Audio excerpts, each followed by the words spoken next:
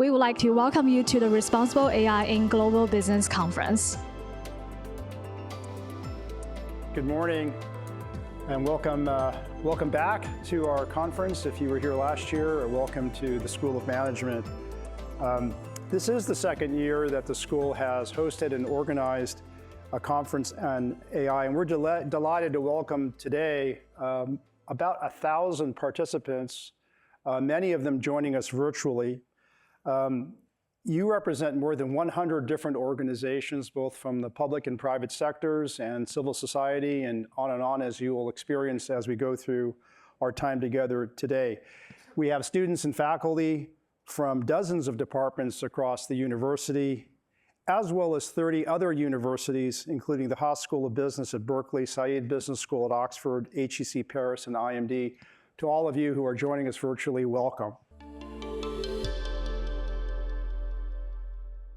There have been a couple of studies that have come out in just the last month that show this enormous gap that's developed between the notion at the top that, my God, this technology is going to transform everything, and the actual practice within corporations. You know, you sort of have 80 to 90% who will say, this is going to transform my company, and only about 20% that say it already has.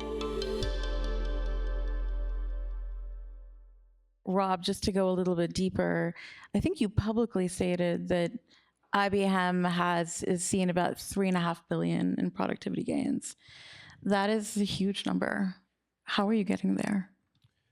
Yeah, we announced that at our Investor Day in February. We've delivered $3.5 billion of productivity since 2020. I'd say number one use case has been what I would call digital labor, where you're automating a repetitive task. It could be finance, it could be procurement, supply chain, HR, just automating something that's repetitive. I'd say that's number one. Number two has been customer service, employee service. How do you use AI as an interaction engine?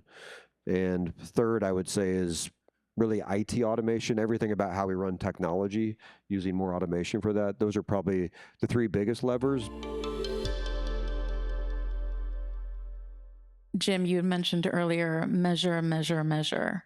So there's somebody out there, anonymous, who wants to understand the specific metrics that J&J uses or collects to evaluate the productivity gains of using ChatGPT or whatever platform you use in your workforce. I made an example of a program we have called Engagement AI. We interact with over 300,000 healthcare professionals around the world, and not just in 14 countries. We have actually more than that. We have a lot of data around those interactions. We've now applied models to those interactions. We've embedded it in our CRM tools for workflow, and you're getting better interactions of the sales rep with the healthcare professional, with the information they need, with the patients they serve, and you're driving revenue as a result. And now we're challenging to transformation versus incremental improvement, but we couldn't have done that until we did the first step. So it is a journey you got to go through, and it's not just about dollars, it's about impact. You know, I think that we're really seeing that agentic AI is, I think, very exciting to enterprises because it is really the kind of the true promise of what this technology should be. We don't all want chatbots on the side of our system and have to talk to them. We want to give them a real task and have it go get it done. So first of all, I think when a lot of people think about an agent, they think of like a personal assistant. I have this, human that can go do all these different, varied tasks and things. But in practice right now, I think we're seeing a lot more narrow agents. Like if you take the deep research example, this goes and specifically pulls together information. It doesn't do all sorts of other things. It does research. And so kind of domains that this is applying the most in right now are people that were doing RPA before, right? Some of those systems are much more brittle, and the technology is just enough more flexible that you can actually kind of reduce the overall number of errors and get bigger diversity there. And then, of course, code, right? We've seen kind of a huge lift recently in what the models can do related to code. This period of time that we're in now is a bit of I would say, a space between two bridges, right? So the work world as we knew it, we talked a lot in the prior panels about productivity and adding value and value creation. And all of that is on the other side of the bridge, this middle point that we're in right now, is how to have AI augment the work. And I think the panelists just before said it's not going to replace you. It's someone who knows how to use it in the flow of the work that will replace you. So concretely, what does that mean? Jobs like prompt engineers. Okay, I mean, if you're old enough to remember early days of coding garbage in, garbage out, that's prompt engineering. If you write something as a bad question, you just get a bad answer. All right, so a fancy new name for work that still was done. It's critical thinking. If you don't like change, you're going to like irrelevance even less. And it's, when people hear that, and they laugh and they realize, oh, that sounds pretty good. But in reality, change is hard. If you look me up on the internet, I'm a change management junkie. I think a superpower in the next 4 or 5 years, who knows how many years, I think empathy is going to be in a kind of dwindling amount, more scarce. Therefore, there's an opportunity there. I found that managing people is always difficult because they're not like yourself. And it's hard to remember that, especially if they don't look like you or they don't come from your same background. It's super hard to imagine they could have a radically different upbringing, but you have to go where they are. We think about it in 3 categories. The first category are the builders. So the acronym is BIG, B-I-G, right? It's builders. So these are the people who would build models, build AI tools. And then we also have folks who are using AI tools to build new technology as builders as well. So think about bringing AI to construction, AI to medical field. Those are builders. And then the second group is integrators. So these are the people who are cross-domain, inter-domain folks. These are people who can translate things about AI. And then we have general users, G, and that is the jobs that are affected by AI. They can use AI as a tool. I believe a lot of the jobs are being underestimated right now as integrators. The expectation is that humans will move up the value chain. You know, the roles will shift more towards judgment and oversight, and new roles will emerge. So think of jobs that don't really exist right now, or at least not at scale, such as, you know, AI trainer or prompt engineer. Those are the jobs that are actually emerging. And then if you think about the future, you know, 2 to 3 to 4 years down the road, what we're seeing is that the emergence of this hybrid model where it's not about just putting in hours or measuring the outputs per se, but it's about combining human and AI together and measuring the productivity of what a person can do together or by leveraging those AI tools versus doing it on their own. How about at Pfizer? Well, I agree with both Elena and Andy on their points. I think like one sentence that I hear recurrently is, you are not at the risk of losing your job to AI, you are at risk of losing your job to someone that uses AI properly, right? You're grappling with what these changes really mean for, you know, local day residents of a highly populous, highly capable, hardworking state right here. And so, you know, what resonates here as you're trying to advocate for change, right? Because there are these sort of broader questions of the competition, but we need to think about, you know, what it means for our actual workforce to be using and trying to deal with the transformation that we're seeing.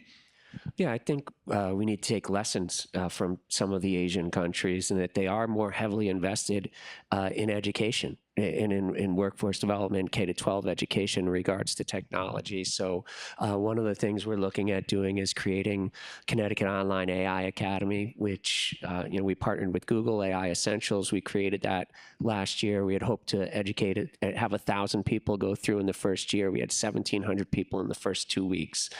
So you get the free Google AI credential, but there's also additional training. And then we're going to broaden that out this year to create the Teen AI Academy. We're partnering with the Boys and Girls Club to educate students, but then to go 2 generations when you do the permission slip, to look at having the parents sign up as well, and then looking at, we're looking to partner with companies to create an AI for small businesses. transformation is very much in progress. And I hope that you'll see that lots is happening at Yale and that we're a great place for this. So let me just start with the headline. So Yale is going all in on AI. Last fall, we announced a significant financial commitment over the next 5 years to support our global leadership in AI. So Yale's taking this very seriously, and this is coming from the top. The leader that's going to be really successful now, obviously, will be one that has the core competencies to be, great technically. But it's way more than that. It's really having the vision to kind of reimagine existing processes, to think through what the business challenge is, to start over, start from almost a blank sheet of paper. People will be more creative than they ever imagined that they could be, because they have access to not just the tools, but the knowledge and the ready collaboration that they never imagined having access to. Making is going to be much easier than we ever imagined before. If you look at the media hype from the past 2 or 3 years, there has been so much attention on catastrophic risk. There has been a lot of attention on copyright and privacy and sort of the development risks in these AI systems. But I think the real risk is what happens when rubber hits the road. What happens when we start deploying these systems into the real world in sensitive domains for consequential tasks. And so I think, in the scheme of things, there has been less attention on what happens when people are using language models to support decision-making in major public administrative institutions like regulatory agencies. What happens when we're integrating this into clinical decision-making and patient record-keeping in hospitals? These risks are real. They're going to affect everyday workers and everyday people, and they haven't got a fraction of the media attention that catastrophic risk, weaponization, and copyright and some of these other challenges have had over the past few years. There was a moment earlier today where somebody said that, don't run away from the change, be part of the change. I think that's really important. And I think the phrase that they used was, if you don't think you are enjoying the change, just wait till you're irrelevant. I think that's probably one of my favorite takeaways, given that I do think that we all have to be part of this in order to understand all of that it's going to mean for everyone in our society. I think that just hearing a community like this talk about that designer's mindset and that hacker's mindset is amazing. Now I'm just sitting back and going, how are we going to shepherd society to go do that now? I am struck as a person who thinks about this all the time at how common some of the problems that we think about often are. So we heard from industry, we heard from government, we heard from academia so far, and it was interesting that there's a parallel kind of track of thinking across each of those areas, and people are thinking about them in different ways, of course, but we're all kind of thinking similarly.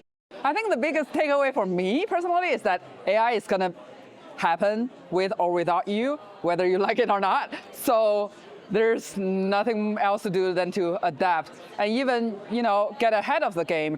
In order to really drive responsible development and adoption of AI, we need a trinity, and that trinity obviously includes technology, right? Really, knowing what is the technology capable of. But it also includes leadership and design. So in terms of leadership, we need to find ways to navigate the change management, as we always have through other transformations, and to help people to reframe problems and opportunities, right? And that's a whole skill that is needed in leaders as we're going through this. And then on the design front, when I think about design, it's about really understanding the problem that you're trying to solve. It's what is the problem that we want to solve, and then how do we have empathy, deep empathy, as we're solving that problem so that we can solve it in a way that's going to really help all the people who are involved.